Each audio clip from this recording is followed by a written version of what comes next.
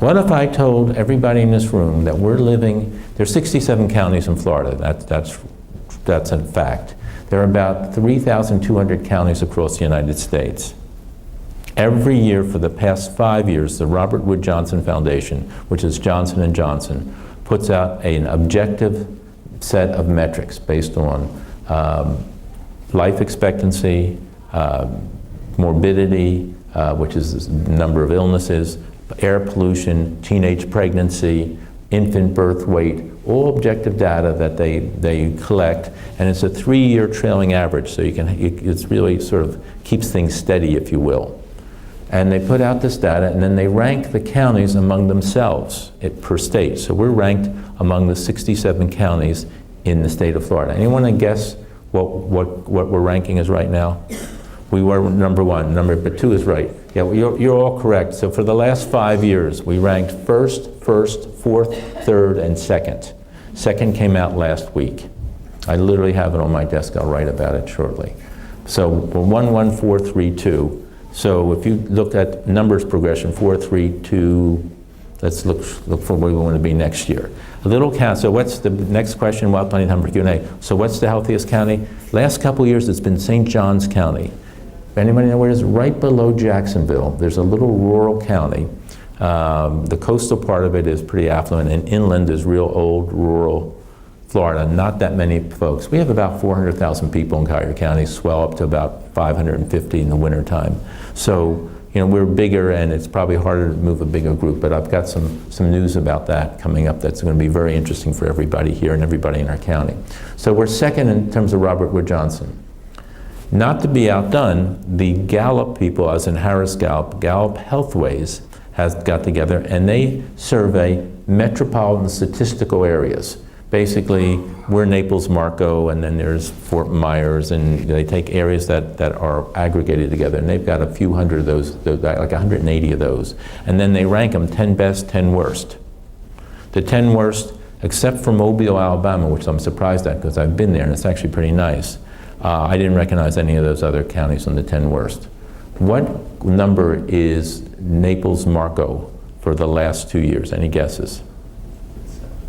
7th, yeah. Somebody's reading USA Today. Well, this is a good audience. I mean, we should be giving away like first person to get in line for lunch or something like that if you get the answer right. So that would be good. That would be something. Or you get your choice of sandwiches.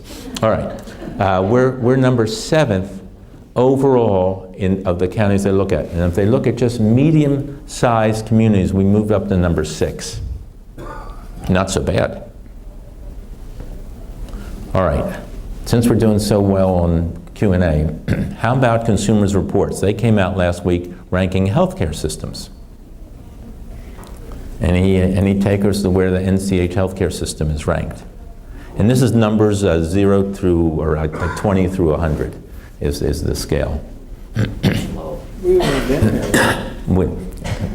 It's actually 59, up from 58, but it's the highest by far of any of the 3 systems in this area. It's for safety, and it's objective, interesting numbers. There are a couple of hospital systems in Florida that are in the 70s. It's a tough test, but having said that, that's another nice. You know, we're sort of proud that we're moving in the right direction, and we're clearly better in terms of the safety score than other systems in the area going forward. So there's also a 4th, while we're doing the numbers, we'll get past these numbers in a second, there's a 4th thing called Leapfrog. Anybody ever heard of Leapfrog?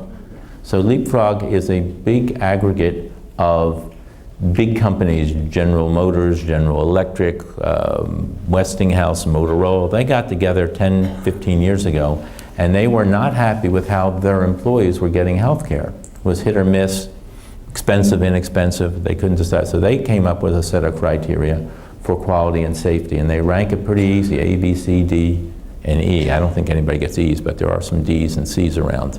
We went from a B to a C, and we're anticipating an A now in April. We got the preliminary numbers, and we're waiting to see. We're anticipating an A on both of our campuses, which is good. There's no A+. So, you know, things are getting much more transparent. You can really see what's happening. So we've got this cost conundrum. We've got this qualities that we're getting, you know, much more transparent with. But we really have to look at the county, and we were talking about how can you get the cost down? Well, you got to get healthier. What happens if you don't smoke? What happens if you're not overweight? What happens if you get your children to exercise? And so we all, people parked on this side, heard the young children playing on the playground, lovely sounds, and the kids being outside, beautiful day and so on.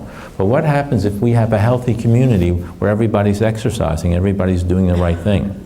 What happens to our life expectancy then? What happens if we don't have a child die in childbirth or at 30 days? Then you add that length of life to the rest of the community, which is a big deal. So where do women have the longest life expectancy of anywhere in the United States? Who's got the Naples? Yeah, Collier County. Wow, 85.7 years. How about men? What ranking are we in the United States? We're about number 2. The other side of the Golden Gate Bridge, it has number 1, a couple tenths of a year, probably not worth the moving out there. But think about what we could do as we move those numbers to be even higher and longer. Now the other thing is, the Gallup folks also did an obesity ratio. And it turns out that our area, the same metropolitan statistical area, is the 5th least obese area of the country. So we're living long, we're not, and it's hard to think that we're the least obese, but when you start to travel a little bit, go up the upper Midwest, you see some big boys up there. So, relatively speaking, there's the bacon belt all along the South. So we actually aren't bad, but if we can get people to be living longer, happier, and healthier lives, and helping everybody along would be a big deal. So, anybody ever heard of blue zones? Anybody read about that in the newspaper? Written about it already, and we're going to see a lot of it. Blue zones are 5 areas around the world where more people live to be 100. And interestingly enough, they live without Alzheimer's in general. They do very, very well at the end of their lives, and they literally have a couple-month period of time at the end where they go downhill and pass away, as opposed to our country where there's this constant trickle and there's the slow chronic illnesses over a period of 10, 20, 30 years. And finally, and we have an epidemic of Alzheimer's, which I don't have to mention to this group. So, it's a whole different way of living. And these folks have 9 characteristics. Well, let me just tell you where they are. It's a small island off of Japan, Greece, Sardinia, Costa Rica, and Loma Linda, California. Wow, strange group. So a fellow by the name of Tony Buechner used to write for the National Geographic, now he's doing mostly blue zones, went around and said, what are the characteristics among these people? Why do they live? So he interviews them, he did some statistical analysis. They all move, they all walk, they all keep active. So think about food shopping. Everybody wants to get as close as they can to the front of the store. Try parking. Now, in these, what always happens in talks, and I've been through a lot, everybody wants to sit in the back or on the side, nobody wants to sit up front. But when you're parking and you're going to the food market, be it whatever, park far away and see if you can walk in. Keep moving. Keep active, keep doing things. Be here, and obviously there's some socialization before this part, and there's socialization afterwards. But be active and be involved. The other thing they do some other things that are very interesting, and nothing crazy. They generally have a plant-based diet. I wrote a little piece that was published this past Saturday in the Naples Daily News about a plant-based diet. These folks eat the equivalent of about 4 servings of meat a month. Yeah, I can do that in 2 days, no sweat. Maybe less if it's a good day.